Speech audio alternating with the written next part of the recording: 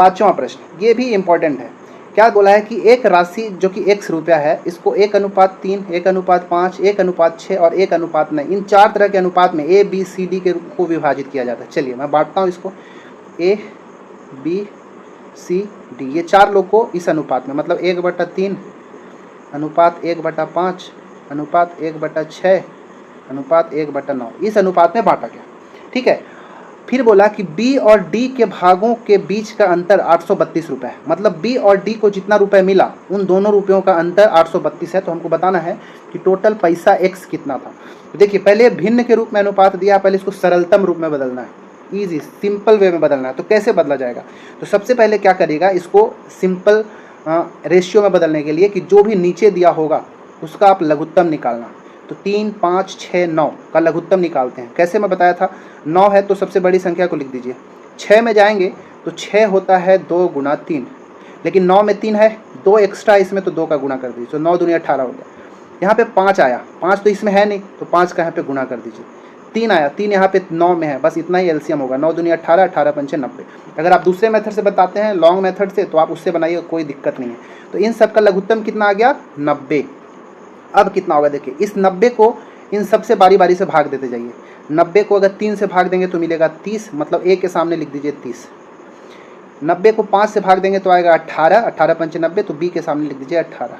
6 से भाग दीजिए 90 को तो आएगा कितना? 15, तो C के सामने 15। 9 से भाग देंगे 90 को आएगा तो 10, तो यहाँ पे लिख दिए 10। मतलब A B C D के बीच में जो अनुपात मिला उसका सरलतम रूप, पहले तो अनुपात ये दिया था लेकिन तो उसका ईजी रूप में लिखे तो हमारा ये मिला। ठीक है, अब देखिए बोला क्या है कि B और D, अब ये देखिए ये B को पैसा इतना मिला अनुपात के रूप में और D को मिला है इतना। इन दोनों का अंतर ही कितना दिया है? 832 रुपये का दिया है। मतलब ये 18 और ये 10, इन दोनों का अंतर कितने का मिल रहा है भाई? हमको 8 का मिल रहा है। क्लियर है? 18 में से 10 घटाएंगे तो 8, लेकिन ये अंतर हमारे लिए कितना है? 832 रुपया है। ठीक है, 832 रुपया। अब ये 8 का कितना गुना होगा? 832। तो 832 को अगर 8 से आप भाग देंगे तो मिलेगा 104। तो 8 का 104 गुना 832 रुपया। अब आपसे पूछा है क्या x का मान कितना होगा?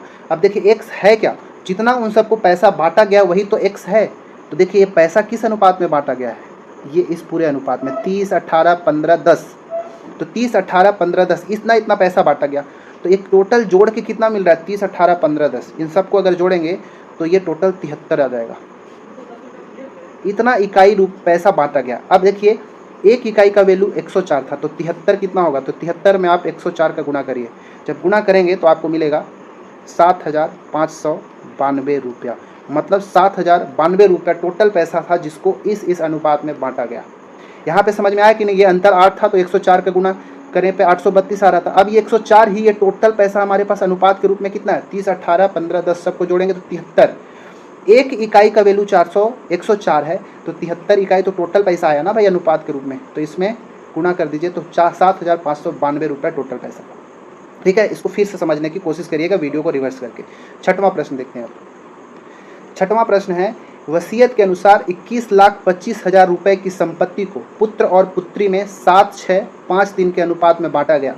पुत्र को कितना पैसा प्राप्त हुआ? देखिए ये सेम टू सेम वैसी है जैसे मैंने अभी बताया, इसलिए मैं इसको जो है आपके लिए होमवर्क छोड़ता हूँ। ठीक है, ये आपके लिए होमवर्क है।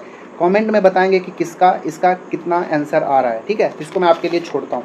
चलिए, बहुत सारे ऐसे प्रश्न आगे मिलेंगे क्वेश्चन जिसको मैं आपको होमवर्क दूंगा। 7वां प्रश्न बनाता हूँ। ये इजी है क्योंकि इससे हार्ड वाला मैं पहले बता चुका, ये इजी है, आपको बताना है। ठीक है, चलिए 7वां प्रश्न। 7वां प्रश्न है कि 25,000 को A B C में 1, 10, 1, 6, 1, 15 के अनुपात में बांटा गया तो C को कितना रुपए प्राप्त होगा, ये भी बताना। चलिए इसको मैं बता ही देता हूँ, हालांकि सेम वैसी क्वेश्चन है, इसको आपके लिए छोड़ सकता था लेकिन सब नहीं छोड़ता हूँ। चलिए इसको बताता हूँ। तो पहले A B C ये तीनों का अनुपात कितना है? 1, 10, 1, 6 और 1, 15। ठीक है, अब फिर क्या करेंगे? 10, 6, 15 का लघुत्तम निकालेंगे तो मिलेगा 30। ठीक है, अब 30 को भाग देते जाइए तो ये आ जाएगा 10 तिया 30, 3, 6 पंचे 30, 5 और 15 दूनी 30, 2, इतना आ गया। पैसा टोटल कितना है? 25,000 रुपये।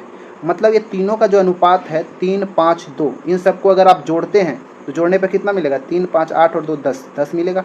ये 10 जो है टोटल है, तो पैसा भी हमारे पास टोटल कितना है? 25,000। ठीक है, मतलब ये 10 यूनिट जो है 25,000 रुपये के बराबर है। तो 1 यूनिट कितना? इसको भाग देंगे तो मिलेगा क्या? 2500, एक यूनिट 2500 रुपया के बराबर होगा।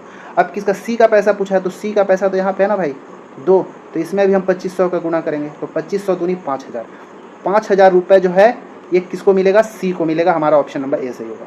बी को पूछता तो इसमें भी हम 2500 का गुणा करते, तो 25 पंचे 125 और 2 जीरो और 12500 मिलता। ए का पूछता तो इसमें हम 2500 का गुणा करते तो हमको 7500 मिल जाता। ठीक है, तो ये आपको ध्यान से समझना है। क्लियर है? तो ये